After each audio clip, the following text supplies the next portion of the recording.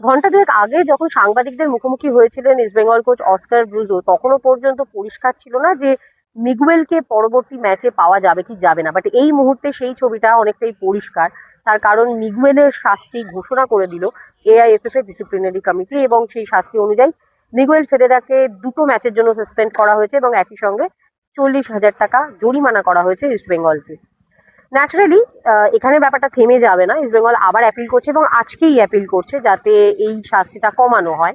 সেই কারণে তারা আগেও তাদের সপক্ষে যুক্তি রেখেছিল এবং এবারেও তারা তাদের মতো করে যুক্তি রাখবে। কিন্তু এটা পরিষ্কার যে যেহেতু 2 ম্যাচ সাসপেনশন এবং আর্থিক জরিমানা দুটো অলরেডি দিয়ে দেওয়া হয়েছে, সেক্ষেত্রে যদি অ্যাপিল করার পর শাস্তি কমেও ওড়িশা ম্যাচে মিগুয়েলকে পাওয়ার আশা নেই বললেই চলে। অন্ততপক্ষে অস্কার ব্রুজো এটুকু বুঝে গেছেন। এবং আমরা দেখলাম যে স্কেডিউল টাইমে আজকে প্র্যাকটিস সেশন ছিল, তার 1 ঘন্টারও প্রায় পরে প্র্যাকটিসটা শুরু হলো, প্রায় 1 ঘন্টা পর প্র্যাকটিস শুরু হলো। স্বাভাবিকভাবেই ড্রেসিং রুমে এই খবরটা আসার পর একটা আলোচনার পরিবেশ ছিল এবং নতুন করে একটা পরিকল্পনা যে সাজাতে হচ্ছে অস্কার ব্রুজোতে, এটা মোটামুটি পরিষ্কার হয়ে যাচ্ছে। যদিও একটা ইনটিউশন ছিল যে মিগুয়েলকে হয়তো পাওয়া যাবে না। সমস্যার জায়গা শুধু মিগুয়েল নয়, রশিদকে নিয়েও প্রশ্নচিহ্ন রয়েছে।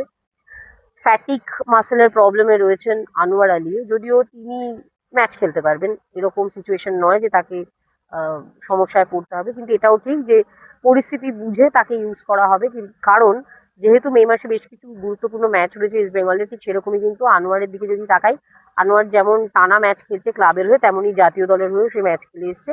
তো রেস্ট ব্যাপারটা আনোয়ারের হয়নি এবং রশিদ এখনো পুরোপুরি ফিট নয়।